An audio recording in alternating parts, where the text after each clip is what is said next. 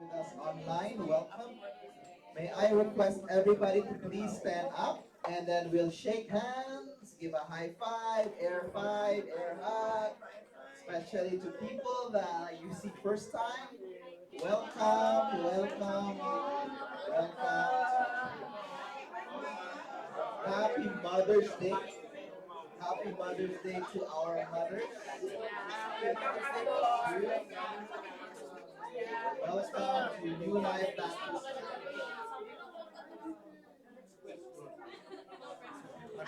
We will start our day worshiping our great God, praising Him.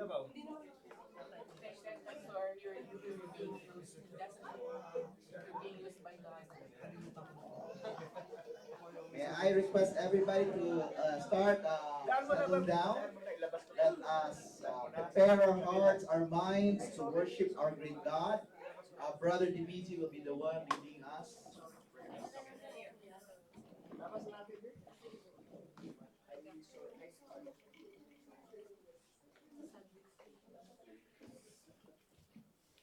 Good morning, church. Good morning. We are all welcome in Jesus' name. Amen. Amen. All of us are excited to be in church this morning. Let's walk up once again to our neighbor, to a mother, to a sister, to a father as well. Welcome someone to church.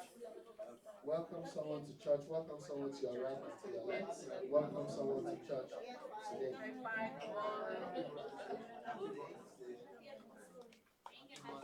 Spiritual mother. Happy grandmother. Can we look at a woman to our side and to our left and say, oh, Happy Mother's Day? Happy Mother's Day.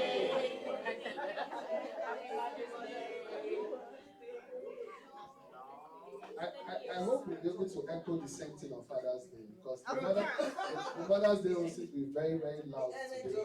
The energy is so different. But we are welcome. We're happy to have all the mothers to be, and everyone in the church today. You are all welcome to another service. We'll start today's Bible today's service. We open our Bibles to the book of Psalms, Psalm 32, verse 8. Psalm 32, verse 8. Actually, I'll start from verse 6. Therefore, let all the faithful pray to you while you may be found. Surely the rising of the mighty waters will not reach them. You are my hiding place. You will protect me from trouble and surround me with the songs of deliverance. I will instruct you and teach you in the way you should go. I will counsel you with my loving eyes on you.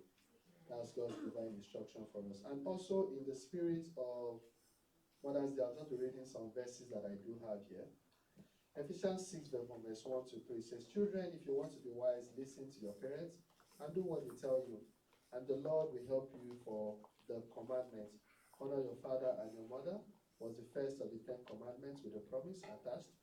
You will prosper and live a long, full life if you honor your parents.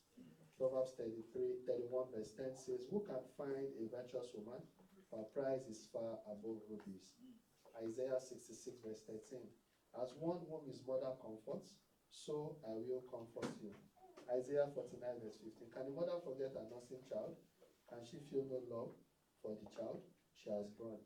Proverbs 31 verse 25, she is clothed with strength and dignity.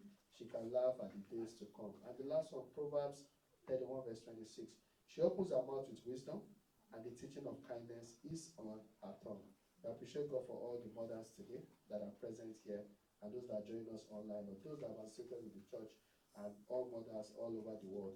With this understanding, we'll start today's service by thanking God for another beautiful Sunday morning.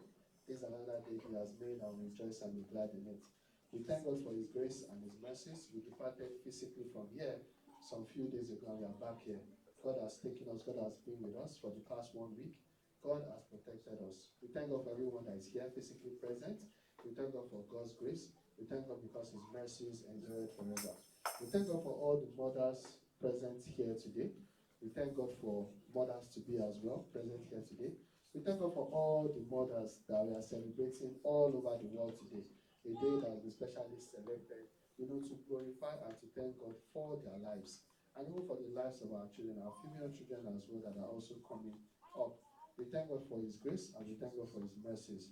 So let's just thank God and worship Him. Let's give Him all the glory. Let's thank God for the past week, for what God did in our lives, things that we can remember, things that we can't.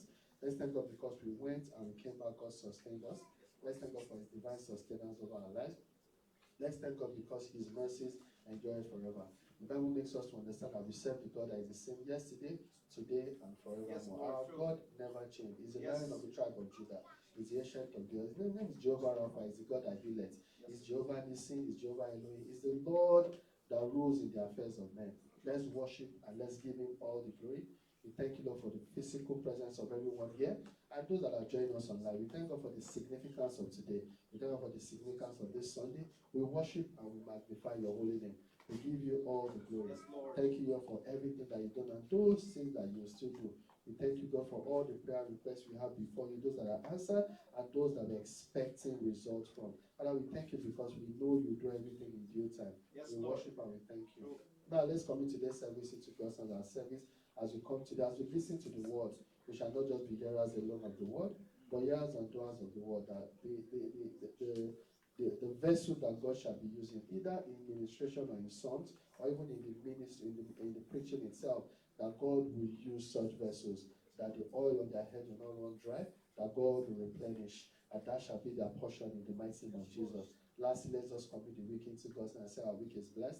That God, you are going before us this week, that we order our steps before you, that you shall see us through in everything that we do. That this week you cover our errors. You amplify your grace. You amplify your glory in our lives in Jesus' name. At the end of the day, let all glory be yours and blessings be ours. For in Jesus' mighty name we are prayed. Amen.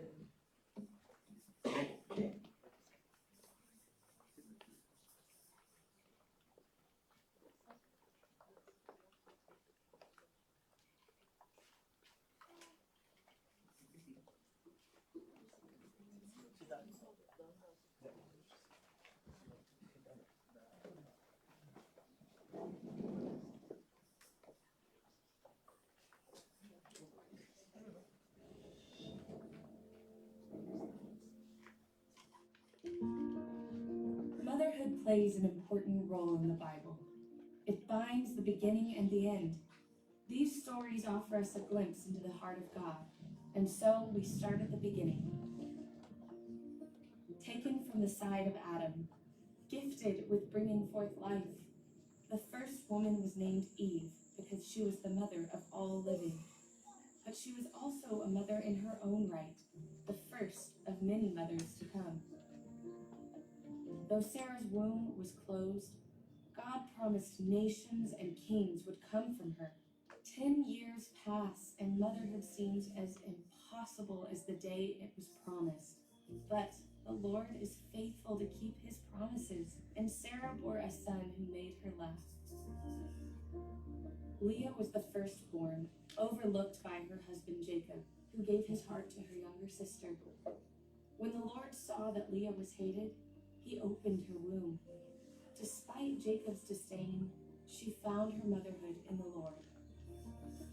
When Pharaoh became angry at the fruitfulness of the Hebrews, Jochebed sacrificed her motherhood for the sake of her son. When Pharaoh's daughter saw the child, she had compassion on him. Because of Jochebed's sacrificial motherhood, the Israelites found freedom. Naomi was a mother who experienced the loss of her sons, yet she gained a daughter in Ruth who declared, "For where you go, I will go. Your people will be my people. Your God, my God." Naomi and Ruth became family by faith. Mary, a virgin and not yet married, was found to be with child from the Holy Spirit. The motherhood of this blessed woman was more than the continuation of a family name, but a means for God to bring a Savior into the world, to save His people from their sins. From the garden to the cross, there have always been mothers.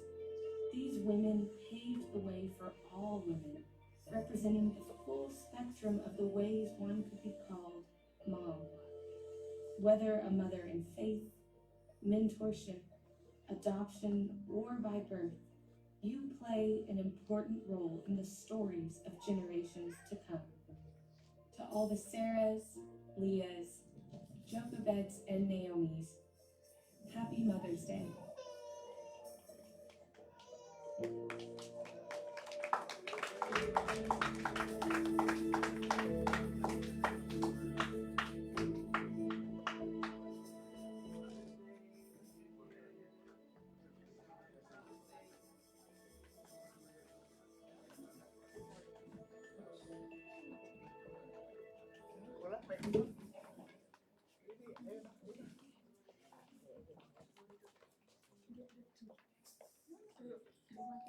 Good morning once again, church. Good morning. And happy Mother's Day again. Happy Mother's Day again. I mean, it's always a beautiful day to say Happy Mother's Day. We could say it every day and it will still fly. Can I request that we please be on our feet as we worship God this morning?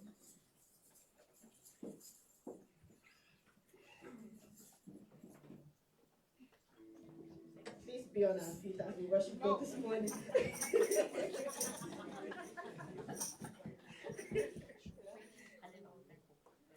Okay, so this morning I just want our focus to be solely upon God. And we chose John 4:23 to 24. And it reads, "For the hour is coming and now is, when the true worshippers will worship the Lord, the Father, in spirit and truth. For the Father is seeking such to worship him. God is spirit, and those who worship him will worship him in spirit and in truth."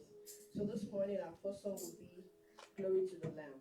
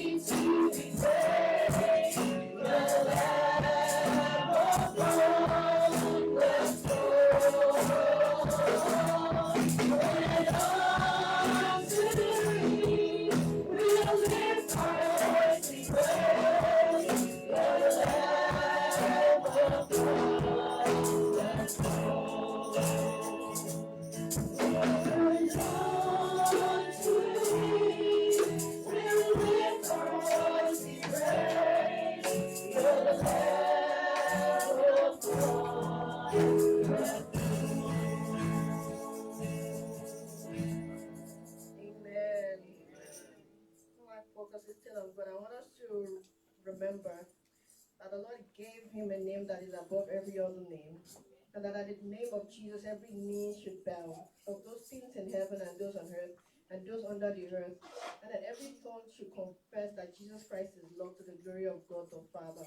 So this morning I want us to sing again, Your Name is Exalted.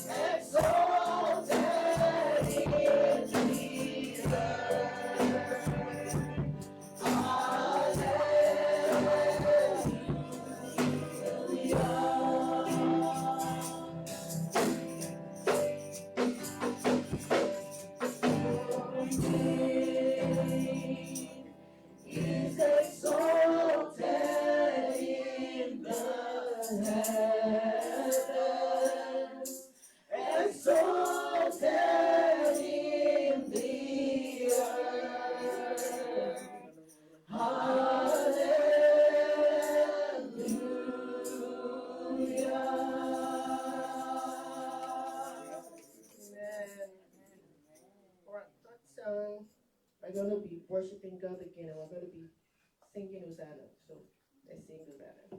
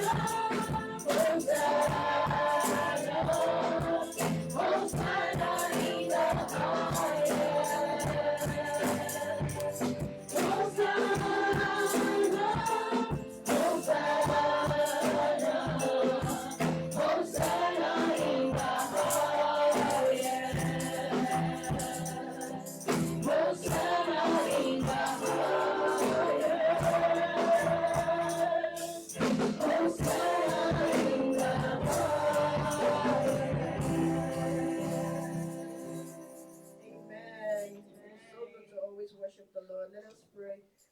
God and our Lord, we are here again this morning to worship and adore you. Say thank you for everything you've done and you always do for us. And Lord, we pray that you help us to always keep our gaze on you. True. Knowing that if we keep looking up to you, that we will not be ashamed. Knowing that if we keep looking up to you, we will always be lighting. Knowing that if we keep our gaze upon you, we'll be more and more like you. Help us to always walk in your ways. Hold our hands even as we keep going, even as we walk this journey of life. that we do not veer from your path, veer from your will ever and ever.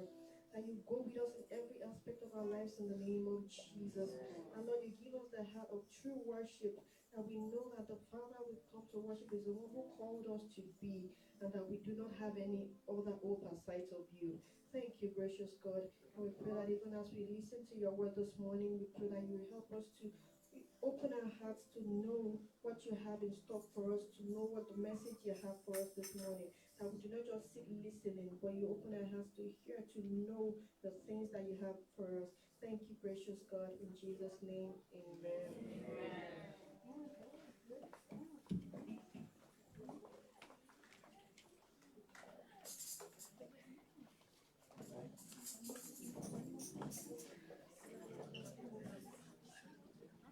Again, good morning, church. Welcome, welcome, everyone. Thank you guys for worshiping God together through those great songs. For today, we'll be worshiping our God through listening God's word, and it is a pleasure, it is a blessing, privilege for me to introduce our speaker for today. I've always shared the many times that when I was a pastor in the Philippines and my parents were here, with our papers are basically approved and they are inviting me to come here. I didn't want to go because I was a pastor, associate pastor in the Philippines. It was this pastor, a pastor that told me, just go, you never know what is God's plan. And God's plan is for ministry to be started here, the New Life Baptist Church, and we'd like to appreciate Pastor Nelson De Jesus. He was the one who was used by God to challenge me to go. You never know what is God's plan. And we look forward, as God is always leading us, we look forward to Him working through our lives, especially today. We'll give the time to Pastor Nelson De Jesus.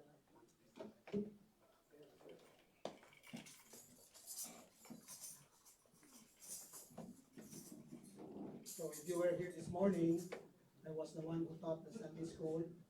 And do you still remember the title of our Sunday school lesson? Living righteous in an unrighteous world. Okay, living right in an unrighteous world. But before I share with you God's word, let me promote the ministry that I'm doing in the Philippines, in Asia, in the Middle East, and also in North America, and also here in Cambodia and in Canada. Okay, so let's.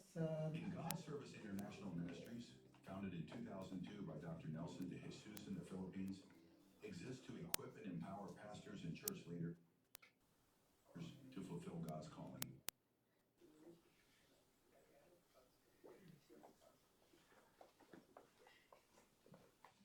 In God's Service International Ministries, founded in 2002 by Dr. Nelson De Jesus in the Philippines, exists to equip and empower pastors and church leaders to fulfill God's calling.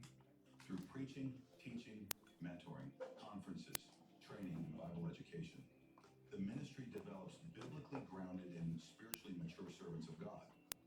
What began small has grown into a national and international ministry, partnering with churches and individuals to strengthen leaders across Asia, the Middle East, North America, and Canada, helping and encouraging the less privileged. Providing social services for the underprivileged involves delivering essential support and resources to individuals and communities who face economic, social, or structural disadvantages.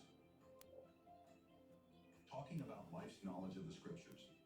Roundtable discussions with pastors and church leaders that create a safe, collaborative space to openly share experiences, encourage one another, and gain practical wisdom on faith, leadership, spiritual growth, personal well-being, and ministry challenges. Performing assistance by sharing the scripture. Preaching and teaching ministries conducted by invitation in local churches, Bible schools, conferences, camps, youth rallies, and retreats. Providing biblically grounded instruction, spiritual encouragement, and practical application for diverse audiences. Missions operations by involving leaders for field exposure. Organizing and coordinating short-term local and international missions trips, facilitating cross-cultural outreach, evangelism, discipleship, and practical service while equipping participants for effective and impactful ministry.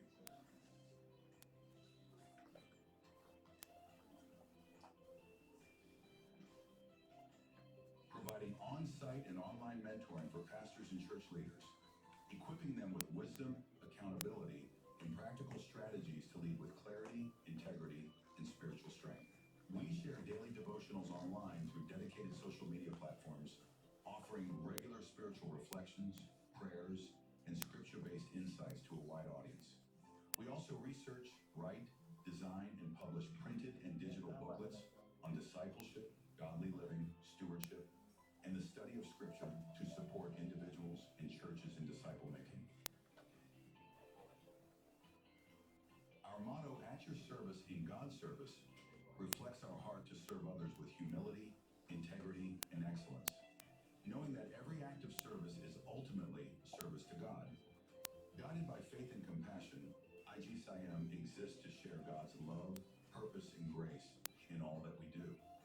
You can partner with us by becoming a prayer partner, a promoter of our programs, an active participant using your gifts, or a provider who helps support our mission. Together, we serve God by serving others.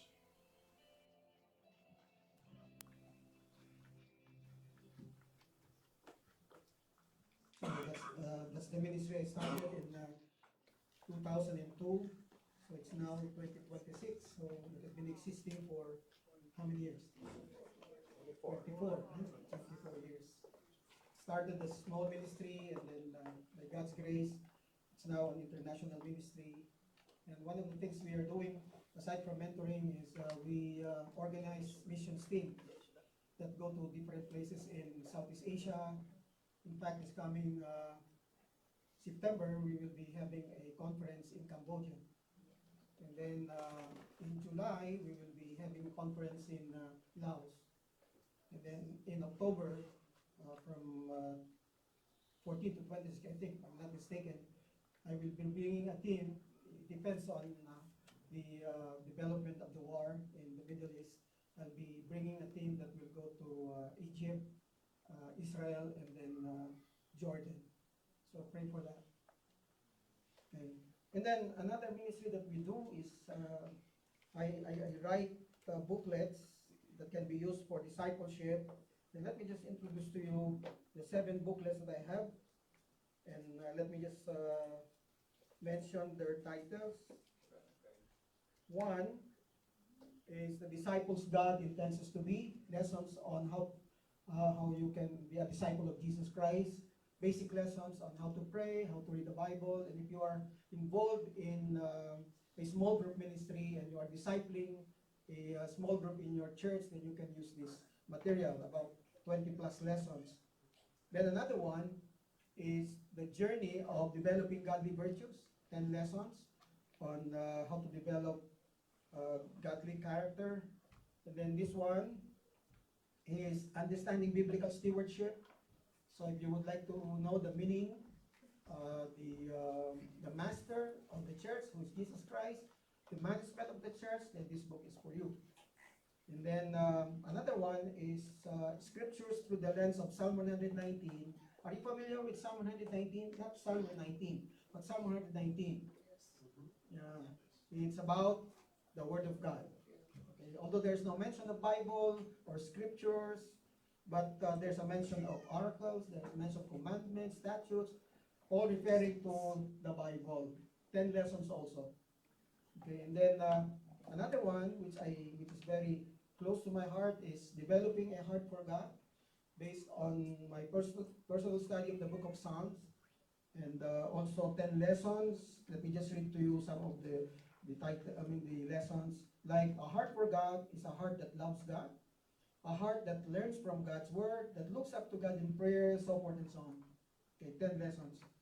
And then recently I wrote this booklet entitled The Church That Christ Intends to Build, and this has something to do with the church. Like, for example, let me just point out at least the first 3 lessons, like lesson 1, meaning of the church, lesson 2, membership of the church, lesson 3, master of the church, who is Jesus Christ, and ministries, ministers, miscellaneous topics like global missions, governance of the church, the growth of the church. If you would like to know more about what the church is all about based on the Bible, then you can avail of this booklet.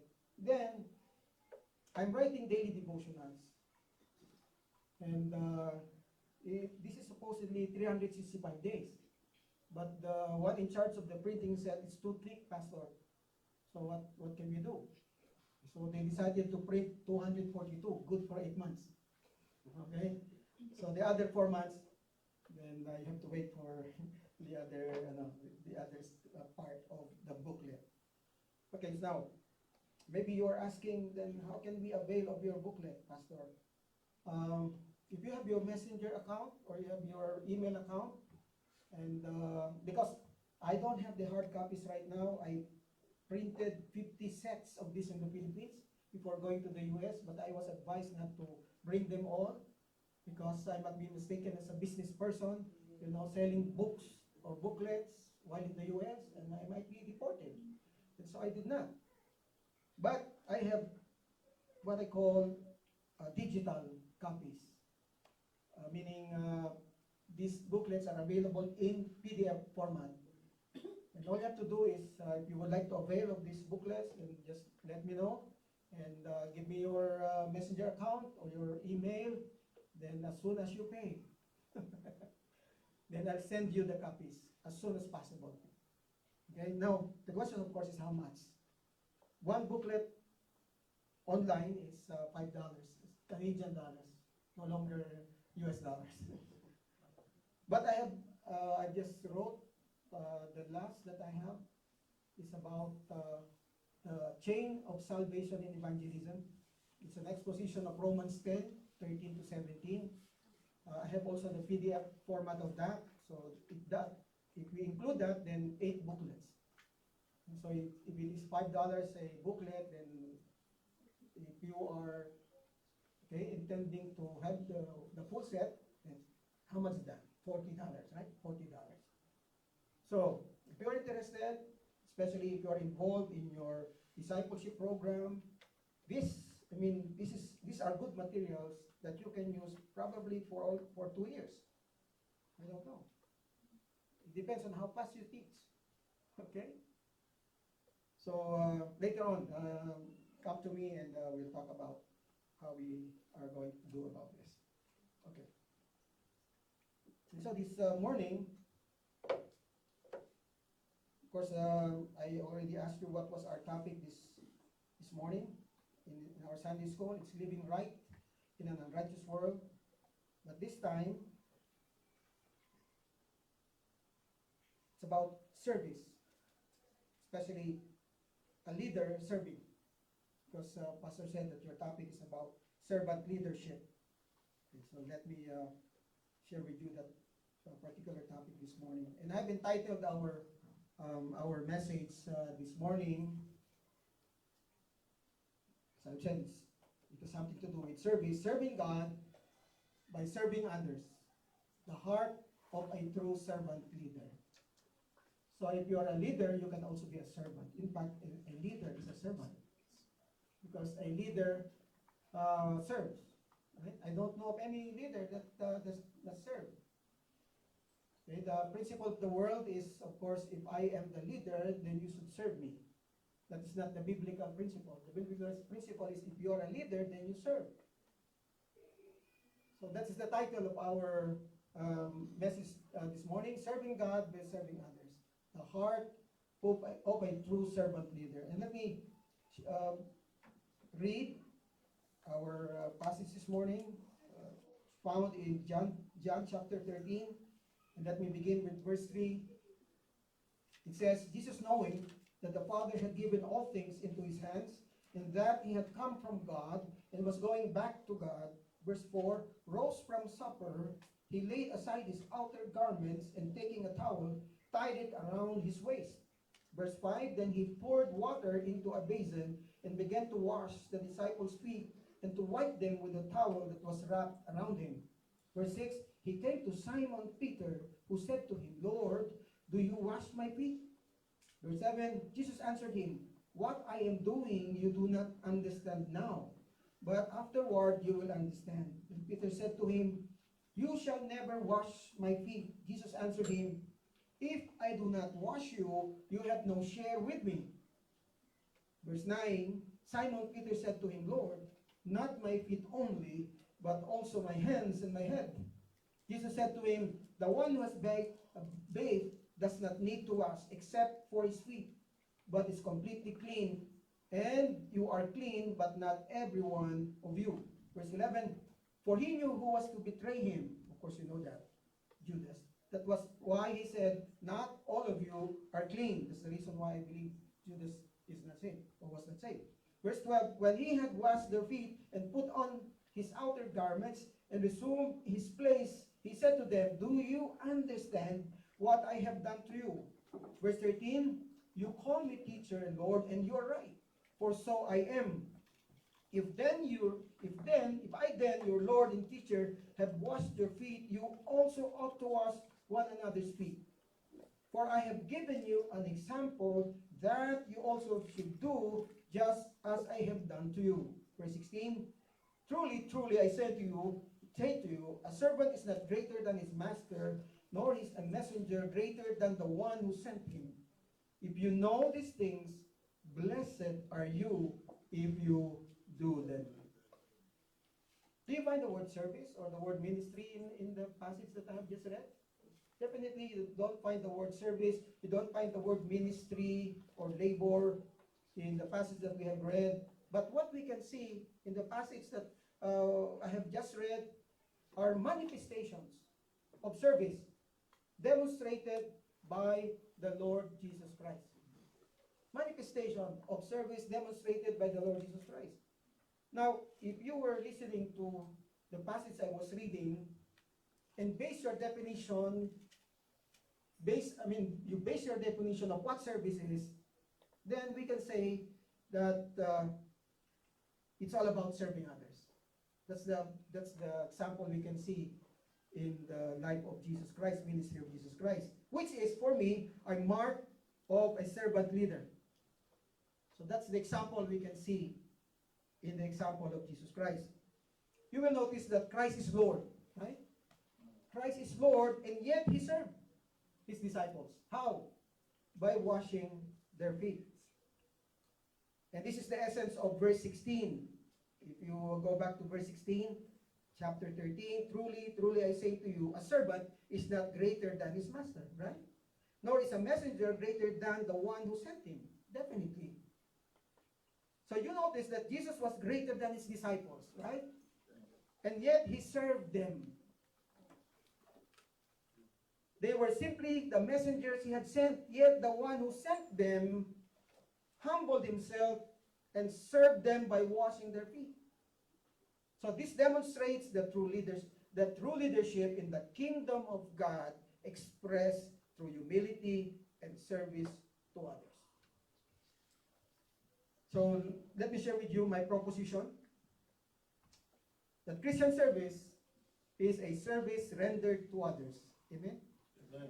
Let me repeat that. Christian service is a service rendered to others. It is never self-centered. Service should never be self-service. Okay? Self-serving. But always other-centered. So remember that.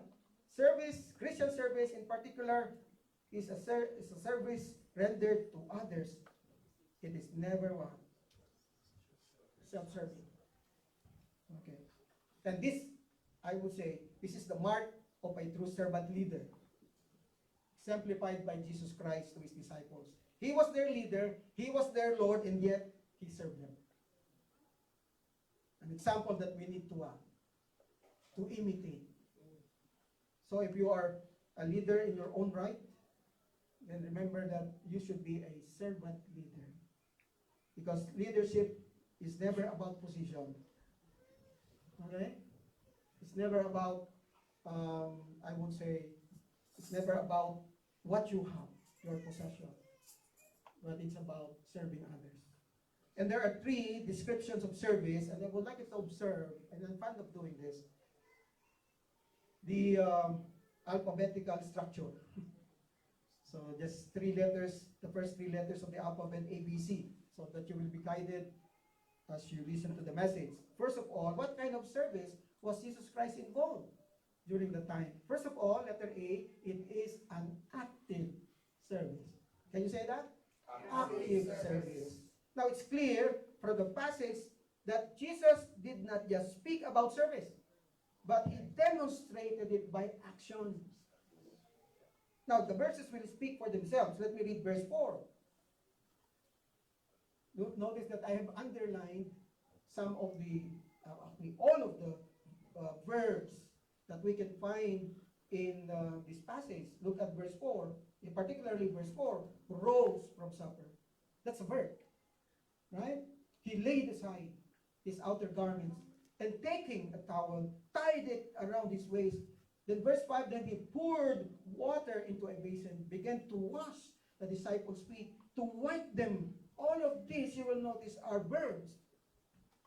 And verbs are action words.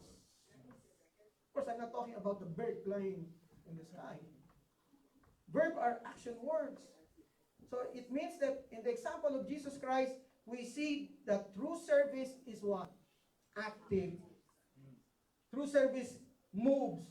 True service gets involved. True service does something. And what's the principle that we can learn? Okay, it says, true service is not just a thought or a feeling or just an intention.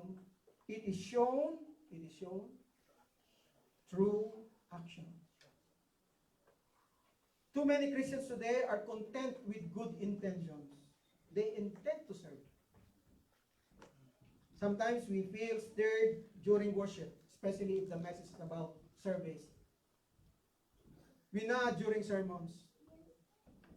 We even say amen. Right? If that is being practiced here. And sometimes we are moved to tears by the stories that we listen to about service. Now let me listen to this. But if that feeling doesn't move our feet, open our hands, or empty our wallets, it's not yet service. Amen. It is just a sentiment. True Christian service modeled by our Lord Jesus Christ moves from intention to action. Okay? Whether it's meeting practical needs, offering encouragement, or sacrificing our own comfort for the good of someone else, real service always moves us beyond words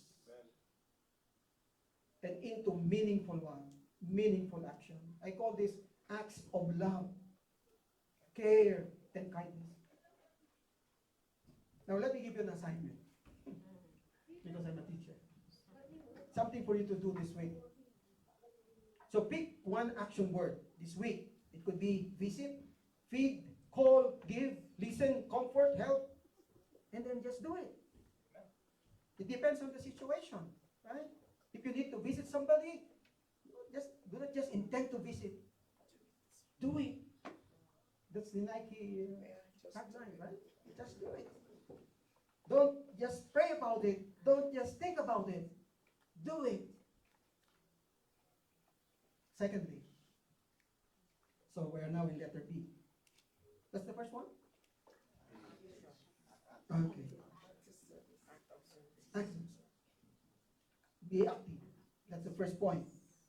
So when we involve in service, then that requires that we do something.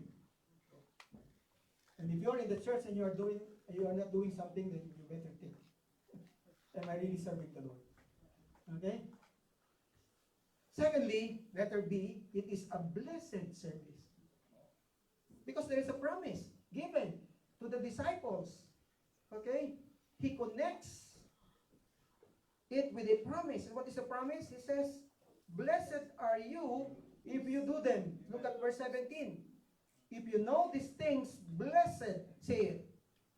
Blessed if you do them. And you will notice that the blessedness Jesus promises here involves two things. And we need to understand this. One without the other would be useless. One is knowing or learning. Notice the word know in verse 17. If you know these things. Okay? It's very clear in verse 17. So the question is, what are these things all about? What was he talking about? So when he says, if you know these things, You have to look at the context.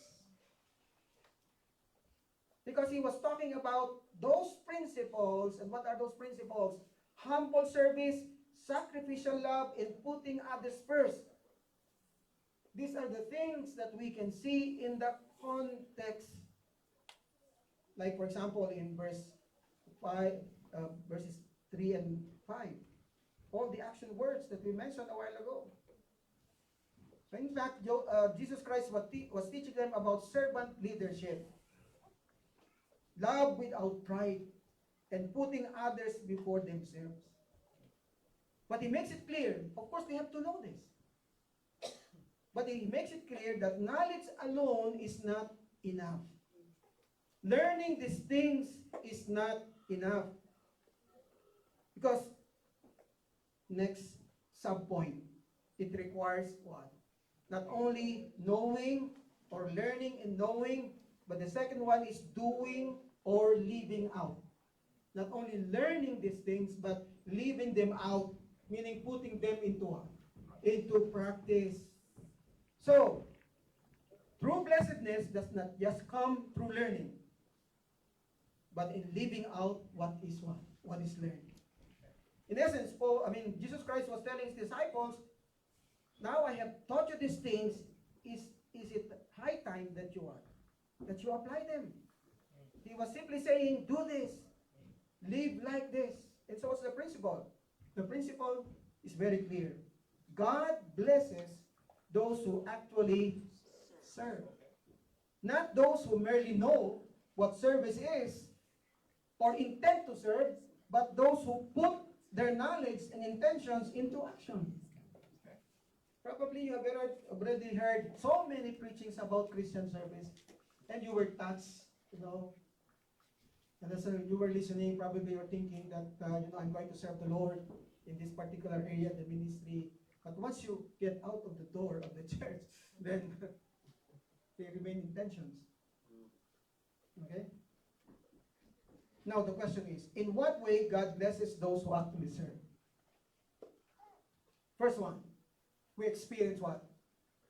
The first blessing is that we experience the recognition of God, meaning His favor, meaning His approval, His so forth. Open and close parenthesis, His smile. So His approval, His smile, and His favor rest on those who serve others in humility. Second, we experience what? The rejoicing that comes from God. There's a song, there's a hymn that says, there is joy in serving Jesus. Is that true? There is great joy in serving Jesus, and I believe that principle. Because serving others brings a kind of satisfaction or fulfillment that nothing else in the world can offer. How many of you have served the Lord, and at the end of doing it, then you feel satisfied? You feel fulfilled. I remember a very rich person, a businessman who joined a mission trip somewhere. Okay? And then, of course, he was a businessman. He was not supposed to do things. People were supposed to do things for him. But in that mission trip, he had to do things. He had to have the team. And then, when they went back to the church, of course, many of them gave their reports. And one of those who stood up was the businessman. And he was crying. And he said, I have never felt this satisfaction in my heart if I did not join the mission team. He did not find his satisfaction in his money, in his business. He found his satisfaction in doing what the Lord wanted him to do. Amen. And probably you can relate, right? That after you have done something for the Lord in the church, maybe singing in the choir, maybe leading the worship singing, then you find that satisfaction that the world cannot give. The happiness, the joy that you experience because you serve the Lord. Another one, number 3, Not only the recognition, not only the rejoicing that we experience when we serve. That's a blessing, right? Okay. God's approval is a blessing, right? Then the third one, we will experience the rewarding of God for our service. Meaning our service to others will not go unnoticed by God. God sees every act of kindness, and He will faithfully reward those who serve Him those who serve in His name. So believers who do not serve, let me tell you this, listen to this. I hope you are not part of this group. But believers who do not serve will miss out on this blessing. They will not experience the joy. They will not experience the favor. They will not experience the reward that comes through faithful service. That's why when it's testimony time and people would stand and testify about what they have done for the Lord, the others could not understand. Why? Because they were not simply involved. They could not say amen. Others could say amen because they were involved. But those who were not, they could not relate to the testimony given by somebody who has experienced the joy of the Lord in serving Him. So the question is, do you want to have a sense of joy and fulfillment in your life as a Christian? Do you want to experience the rewarding of God for your service done in His name? What's the answer? What's the obvious answer? Serve. Do something for others. Meet their needs. Do acts of kindness for them. When I resigned from my church in San Pablo, there was a sort of a farewell party for me. And some stood up and they testified about who is Pastor Nelson when I, as a pastor of this church. And I was waiting. Somebody would say, he was a good preacher, or he was a good teacher. But it was never mentioned in their testimonies. What was mentioned in their testimonies was the time I visited them in the hospital, the time I cared for them. But no one spoke about how good I am. I do not know, I'm really good, but they said. But I was expecting that at least. But no one said about my preaching, my teaching. What they remembered about me was my service that I did for them when they were sick in the hospital, when I visited them and offered them help.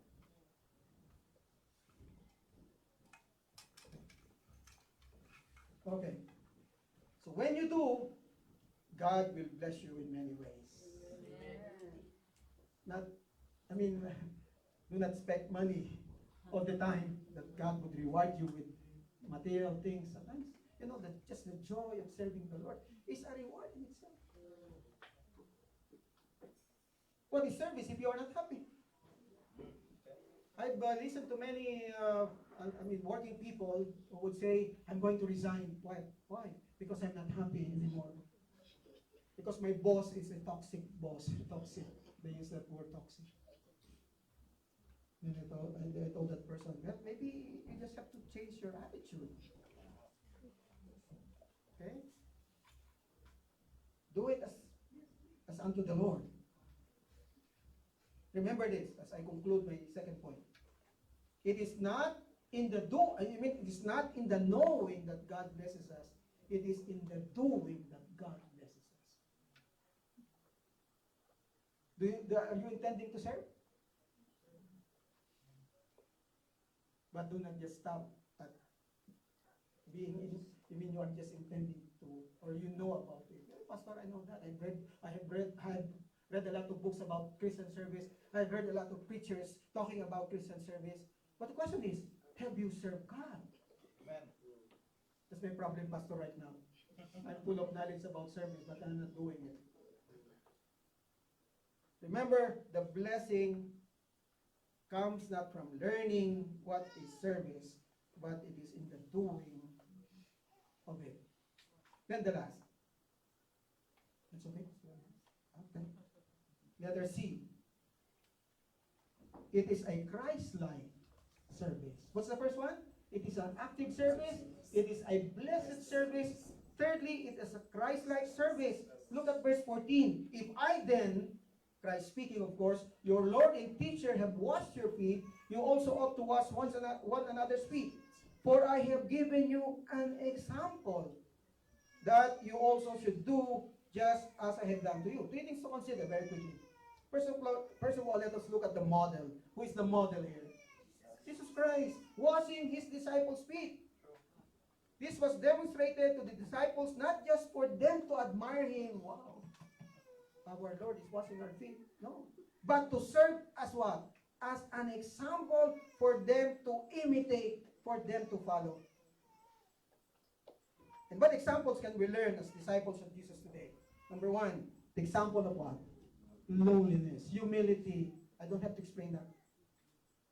Imagine he's the Lord, yet he washed his disciples' feet. According to an article in the ancient world, this was a task reserved for the lowest servant. Yet Christ willingly did it to teach a profound lesson about humility.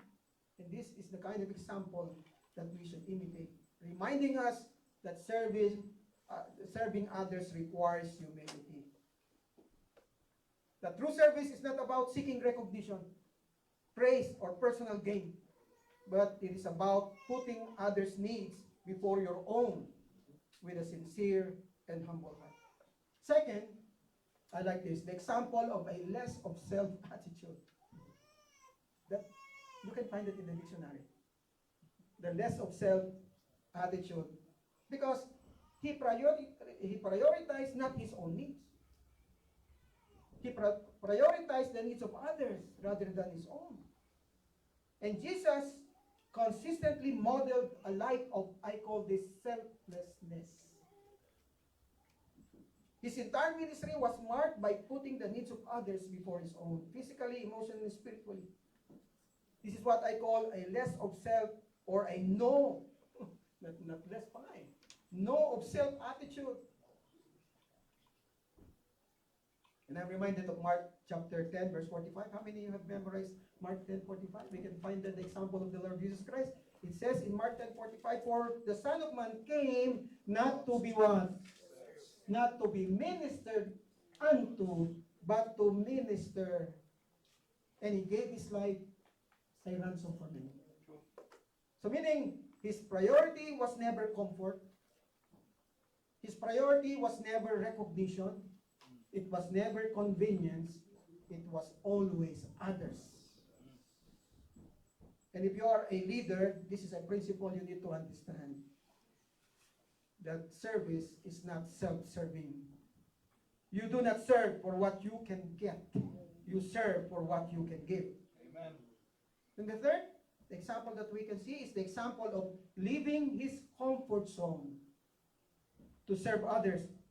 You see, they could have waited for the disciples to wash his feet because Jesus Christ was their Lord. But he left his comfort zone. Instead, he chose to leave his comfort zone and serve. In particular, serve the disciples. And this is, again, one principle that we need to understand. If you are a leader, you would like to serve the Lord, that service requires leaving your convenience, leaving your comfort zone. Sometimes in the ministry that God has called us to do, we may need to sacrifice our sleep, maybe sacrifice our own comfort, our own convenience, and even probably our own personal time, just to be able to serve others.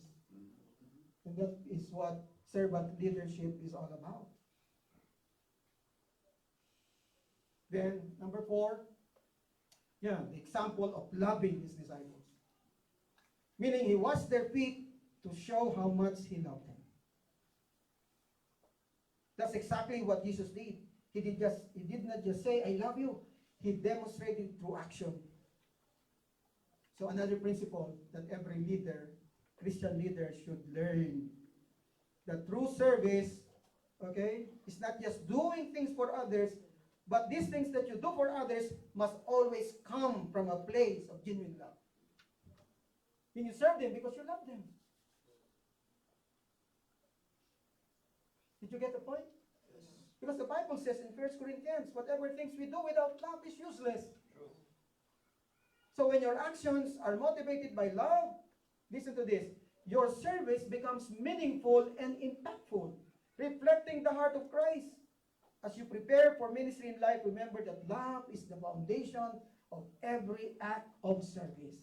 Because if you do something without love, then the Bible says, what you do is useless. So serving others is a Christ-like thing. Remember this. We become more like Jesus when we serve others. He is our model. I mean, you can look at your pastor as a model. But of course, even as pastors, we have what? We have failures. So when you make us your model, there will come a time you will be disappointed because we also commit mistakes. But if Christ is our model, then I would say that we have the role model that we should imitate. The next one, not only the model but the mandate. Look at the mandate. If I then, your Lord and teacher, have washed your feet, you also ought to wash one another's feet. For I have given you an example that you also should do, as I have done to you. Notice the words ought and should. They imply requirement. Meaning these words are indicators of the imperative nature of what is said in verse 14 and verse 15. So, meaning the disciples were not just given an example, they were given a command. Can you say that? Command. Okay, not an option, but a command to imitate his example. So what is the principle we can learn from this? The serving others is a command we must follow. Serving the Lord is not a suggestion. It is not an option, but it is a command to obey. So for every Christian, serving the Lord is never an option. When we say option, well, if I want to serve, I serve. If I do not, then it's fine. No, that's God's principle. God's principle is this. Once you follow me, you serve me. Amen.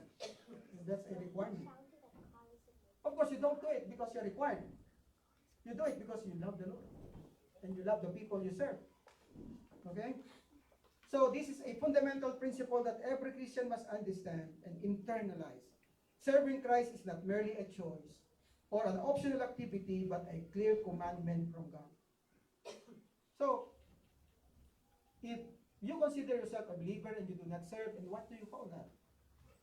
If it is a command, and then you not do it, then what do you call that? Disobedience. Disobedience. Okay. In fact, our service is a vital expression of our obedience and commitment to Him. It goes beyond personal preference or convenience. It is a command, a responsibility instructed to all believers. Not only the pastors are commanded to serve, all of us are commanded to serve. Let me prove that. It's not in my PowerPoint, but let me prove that. In Ephesians 4, 11 and 12, God has given us the apostles, the prophets, okay, the evangelists, the pastors, to equip the believers. For what purpose? For the work of the ministry, so that the people of God will be involved in the work of the ministry. So what do you call a person involved in the work of the ministry? He is a worker. If he is involved in serving the Lord, then what do you call him? A servant. Amen. If he ministers, then what do you call that person? A minister. And he's talking about the believers, that should be serving the Lord as a result of the leaders equipping them. And that's the reason why your pastors are equipping you. How many pastors do you have here? Only one? Two. Okay. Yeah. So that's the reason why they preach the Word of God every Sunday. They teach during the Sunday school. Not only because they want you to know that they are good in preaching or teaching. That's their way of equipping you so that once you're equipped, then you go out of the church serving. You say, some people will say, well, Pastor, I am in the church to worship. Have you heard that argument? But I'm not called to serve. I'm just called to worship. Where do you find that in the Bible? My perspective is this. When you worship the Lord, you cannot help but serve Him. Amen. Right? If you truly worship the Lord, you will serve Him. Because when you worship the Lord, what you see is God's greatness, God's goodness, God's mercy, God's grace. How can you not serve a God like that? Amen? Amen. I think my time is over. Let me share with you an illustration. The towel, not the title. That's the title. There's a story told of a well-known pastor who visited a remote village to speak at a conference. When he arrived, no one recognized him, that he was the speaker. Instead of announcing his position, I'm the speaker, okay, or demanding attention, he quietly offered to help set up chairs, sweep the floor, and serve food. One of the locals later remarked, I thought he was just one of the helpers until I saw him speak in the stage. Also called a speaker. Okay. When asked why he served like that, the pastor simply said, Jesus picked up a towel, not a title. If he could wash feet, I can move chairs. Amen. Amen. That's an example of a servant leader. In short, when we serve others in this way, selflessly, humbly, and out of love, we reflect the heart of Jesus. People may not always remember our sermons, but they'll remember how we serve. Then the last, the model, the mandate, look at the mission. Verse 15, for I have given you an example that you should also do just I have done to you. In a sense, listen to this, Jesus was telling his disciples that when you follow his example of serving, like washing the disciples' feet, you are not simply imitating, you are actually doing what he is doing. In other words, by doing what the Lord does, we participate in his mission. Don't you know that? Okay. Not in the mission of the pastor, but in the mission of the Lord. In doing so, we engage in a divine work. Say that, divine work. We are doing the work of the Lord. So when you play the drums, or when you play the guitar, whatever, or you sweep the floors to prepare the place for worship, to be preaching like what I do. So whatever things you do, it's a form of service. And what you are doing is not your service. What you are doing is the Lord's service. In a way, you are doing the Lord's work. That when you sing and you lead the congregation in singing, you are doing the Lord's work. If you are playing the drums, you are doing the Lord's work. If you are in charge of cooking, okay, so that people will have something to eat after the service, of course I do not expect that. But if that's the ministry that God has called you, you are doing the work of the Lord. You don't have to be a pastor to be in the ministry. You don't have to be a missionary to be in the ministry. You just have to do what the Lord wants you to do, and you are involved in his work. You remember 1 Corinthians 15:58? Therefore be what? Be steadfast, unmovable, always abounding in the work of the Lord. Paul says, you are doing the work of the Lord. That's why your work is not in vain. So if somebody asks you, what are you doing in the church? Then you say, I'm serving the Lord. Not only that, but what I'm doing is the work of the Lord. Amen. Now, as a principle altogether, by serving others, we do not merely imitate Christ, we become part of his mission, which makes our actions divine. You know what I mean by this? In a sense, Jesus was telling his disciples that when you follow his example of serving, like washing the disciples' feet, you are actually doing what he is doing. Actually, we are God's hand, God's feet. Okay, do you understand that? We are God's hand and God's feet doing his work. You are an instrument, in other words, to do his ministry. And let me conclude. And let me use the word serve. This morning I used the word what? Live. Okay. This time, serve. To summarize everything that I have said in this preaching, first, letter S.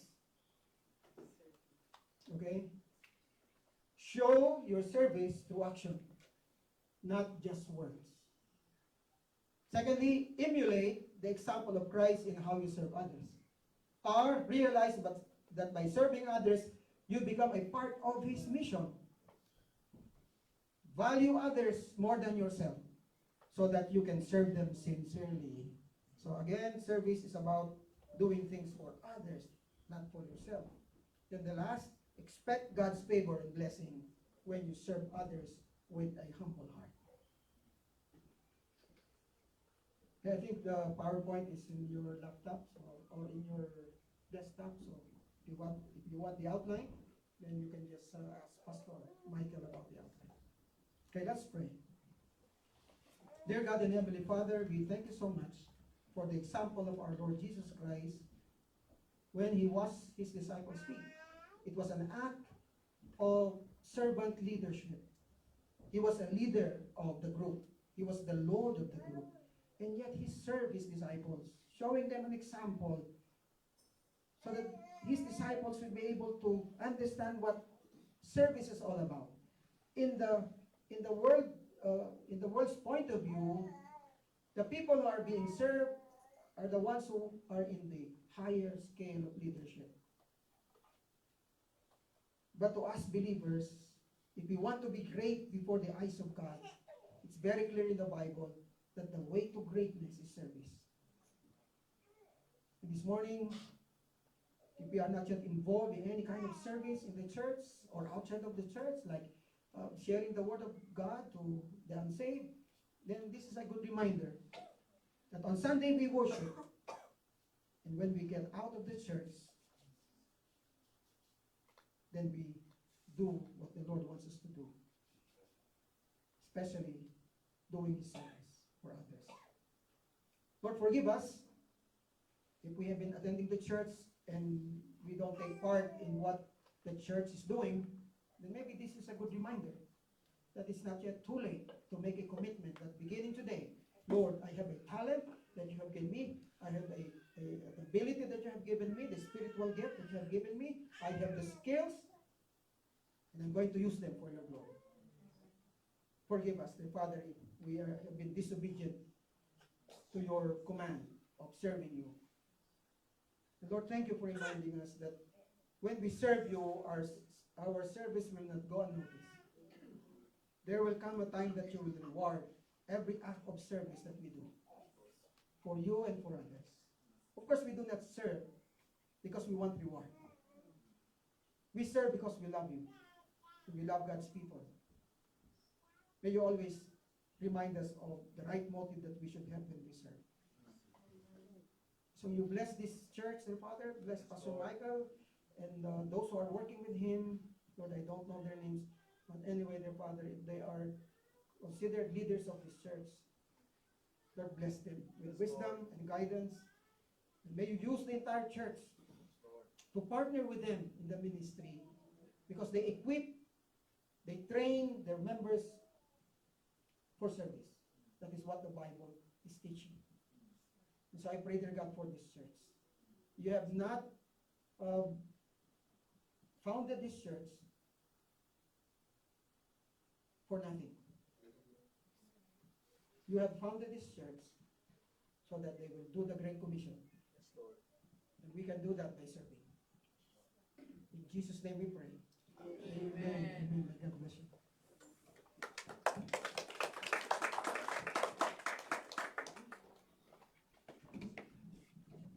Thank you, Pastor Nelson. We appreciate and we are really blessed by God's word. What we will do today, we will be appreciating one kind of service to the Lord that usually goes unnoticed. Yes, it is recognized, but according to many, sometimes it is recognized, sometimes it's not. But for sure, it is never recognized enough.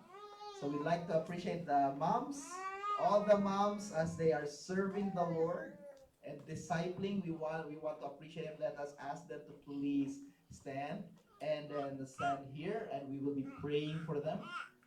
We'll be asking Pastor Simon to please pray for them, and then we pray also interceding, intercession for the world also. So we'd like to ask all the moms, and what we do as a church actually is all the spiritual moms, so basically all the ladies, we want everyone, all the ladies to be here actually, so that we'll be praying for you, because we'll be praying for the biological moms, but most importantly, everyone, all the ladies, because we are expecting them to be spiritual moms to someone, to be leading someone closer to the Lord. So all the ladies, please stand up and come here. And we'll be praying for them. We'll be asking Pastor Simon, we'll be asking Dad to please pass all the plants.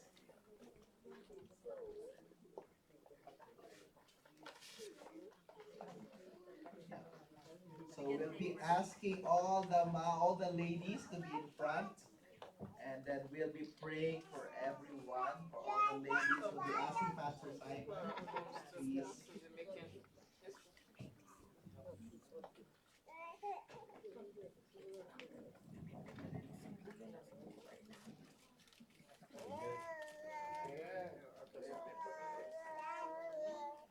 Can I ask that we rise up on our feet as we pray for all the ladies? I want to thank God for Mother's Day. We know that without fathers there can be mothers. We have a Heavenly Father, and we pray the Lord's Prayer, our Father who art in heaven. I want to thank God for mothers, for the role you play, and for all that you continue to do. Let us pray. Dear God, we want to thank you. Thank you for Mother's Day 2026. Thank you for the gift of motherhood. Thank you for the grace of motherhood. Thank you for the glory of motherhood. Thank you for how you have kept them, how you have been helping them and sustaining them. Thank you for how you have been supporting them and encouraging them. In the quiet moment, in the down moment, in the tired moments, in the weak moments, it has been you keeping, sustaining and helping them. Thank you for all that you continue to enable them to do, not just at home as mothers, but also in the church and even in the society. I want to bless you because you have kept them in your own way. And you have preserved them. Thank you for the privilege of access. Thank you for your divine light that continues to surround them. And so I trust you into the hands of God, into the hands of the one who is able to keep you and to preserve you. That the Lord will strengthen you. That the Lord will continually encourage you. In the name of Jesus. We celebrate you today as mothers. We pray that the joy of your motherhood will not turn to sadness. In the name of Jesus. The glory of your motherhood will not turn to shame in the name of Jesus. And we pray that the light of your motherhood will not turn to darkness in the name of Jesus. And the Lord will preserve your life. Scripture says, he who keeps watch over Israel never sleep nor slumber. I pray that the one who keeps watch over Israel will watch you morning, noon, night, and every time in the name of Jesus. He will keep watch over your going out and your coming in. He will keep watch over your homes in Jesus' name. He will keep watch over your children in Jesus' name. He will keep watch over your spouses in Jesus' name. He will keep watch over your grandchildren, your great-grandchildren in Jesus' name. He will keep watch over your business, your career in the name of Jesus. He will keep watch over your health in the name of Jesus. That your health will not fail in the name of Jesus. For by the stripes of the Lord Jesus, you are made whole. And you are made well. Beyond the gift that will be given today, the gift that no man can give, The gift that only God can give. Scripture says every good and perfect gift comes from above, from the Father of light, in whom there's no variableness, no shadow of turning. I pray that the Lord will gift you that which He alone gives, that will gladden your heart, that will bring you fulfillment in the name of Jesus. Thank you, mighty Father. Once again, we thank God for the gift of you as mothers. And we say a good season is upon you. A glorious season is upon you. Gracious seasons is upon you. Thank you, Most High God. In Jesus' blessed name, we have prayed.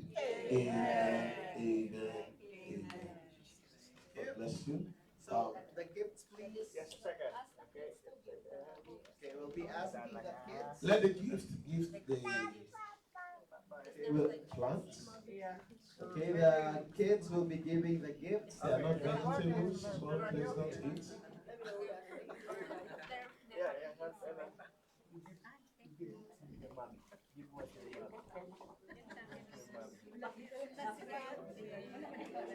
You want the red one? You want the pink one?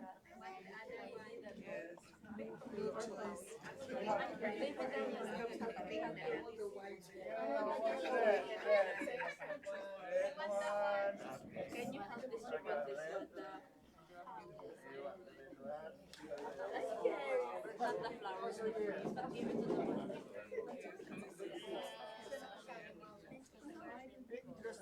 And while they're giving, I think some of the kids are wanting to give.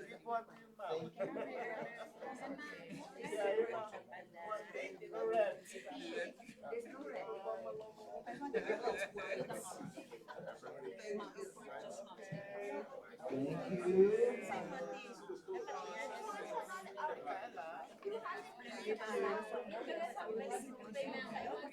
One group photo. Okay, so one group photo with the moms, please. All the moms with their gifts, pictures.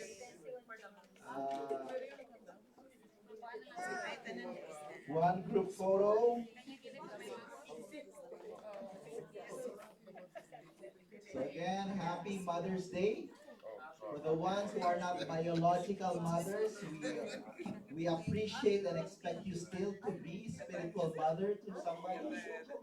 Yeah. Yes, you everybody. Picture. All the ladies. Is there more? Yeah, I'll give it. Yeah, let's do a picture for the ladies. Yes. Please go and give us the flower. She doesn't want to be a mother. Come here, Go bring the flowers for the three of them. Do you have yours? Why are you sitting down? Want to take a picture? Give to them. Give to them. They want to take a picture with you. Did you get the Want all the ladies to nurture somebody Get one. closer to Jesus Christ. Where's your own? Mommy, Please bring one more. One more. Wait. Your Mother's Day. Happy Mother's Day. Happy big mom. Okay, pictures already done? No, not yet. Go take the picture. Go join. Yeah, Go and join. Yeah, you can. Let them go with the stage. Mama? Move up. Move. Yeah. Emma, please, can you move back? Mother's Day? Yeah, good. Yeah. All right. I cannot be like Mr. Lily, but so when I say 3, 2, 1, go, you say Happy Mother's Day. Are you ready? Yes. 3, 2, 1, go. Happy Mother's Day. One more time. 3, 2, 1, go. Happy Mother's Day.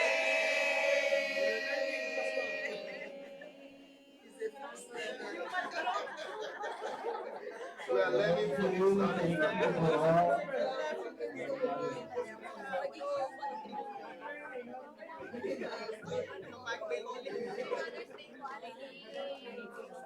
As part of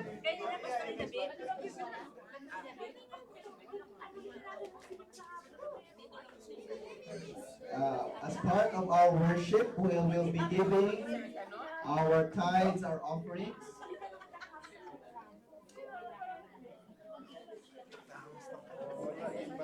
So we will be gathering our tithes and offerings. We are reminded in 2 Corinthians chapter 9.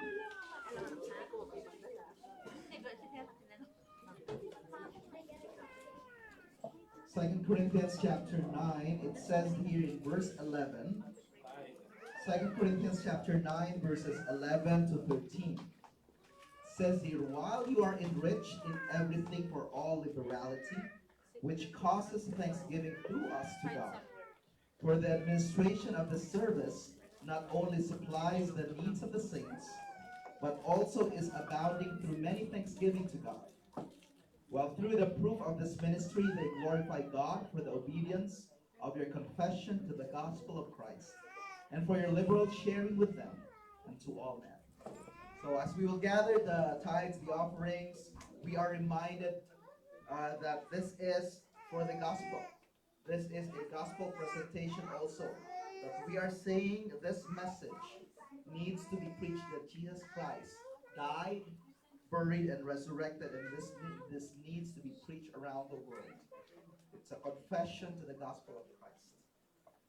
As some do in our church, physical giving, some do e-transfer. If you are doing that, if you want to be a blessing also to Pastor Nelson De Jesus, you can put it in the notes there to be given directly to them. We want also to be a blessing to them. So you can do it to e-transfer, you can do it to physical giving. Let us pray. Our Father in heaven, thank you for this opportunity to worship you through giving. Use this for your ministry. We pray, Father, this will be a blessing. We pray, Father, you will bless the gift, you will bless the giving. In Jesus' mighty name. Amen. We'll ask Brother Henry to actually please gather the offerings. Some announcements. Tuesday, first announcement, after our service, there are some pizzas. We will enjoy the food there. And then after that, we have our Tuesday Zoom prayer meeting every 9 o'clock to 9:30. Just Zoom in. We pray, we intercede for the world, for other people. So 9 o'clock to 9:30 every Tuesday. Wednesday, our midweek meeting. This coming Wednesday, it will be a Bible study. So in behalf of New Life Baptist Church, again, thank you guys for connecting. We appreciate everyone. We'd like to appreciate our visitors, though if you are first time here, again, thank you guys. God bless you. Welcome to New Life Baptist Church. We will end. I'll be reading Jude chapter 1:24 to 25. This is one blessing that we'd like to share to us. We want to be blessed by this. It says here, Jude 1:24 to 25. Now to him who is able to keep you from stumbling and to present you faultless before the presence of his glory with exceeding joy. To God our Savior, who alone is wise, be glory and majesty, dominion and power, both now and forever. Amen. So a blessing that God will bless you and keep you from stumbling and give you exceeding joy. May I request everybody to please stand up. Our Father, thank you for the opportunity to worship you today. Thank you for your word. We are reminded to serve you. Thank you, Lord, for the great songs that we sang. We're praying, Father, that you will continue to guide us, O Lord, as we serve you, live our lives for you. The opportunity to worship with your brethren, with the brethren, oh God. I pray that you will bless us, guide us. Throughout the week, we will see, oh God, you keeping us blameless, faultless. You giving us exceeding joy. Whether it is through physical blessings, emotional blessings, spiritual blessings, you are the source of it. We pray, Father, for you guiding us, working through our lives. And as a church, we will be the church you called us to be. Work through us, Lord. We pray, Father, for blessings for Pastor Nestle, Jesus, and company, oh Lord. Thank you for them. Their presence is a blessing. Guide all of us, oh God, in Jesus' mighty name. Now unto him who is able to keep you from falling and to make you stand in his presence, blameless and we rejoice. To the only God, our Savior, through Jesus Christ, our Lord, be the glory and the majesty, dominion and authority, both now and forever. Amen. Be the glory and the majesty, dominion and authority, both now and forever. Amen. Both now and forever. Amen. Good afternoon. God bless you.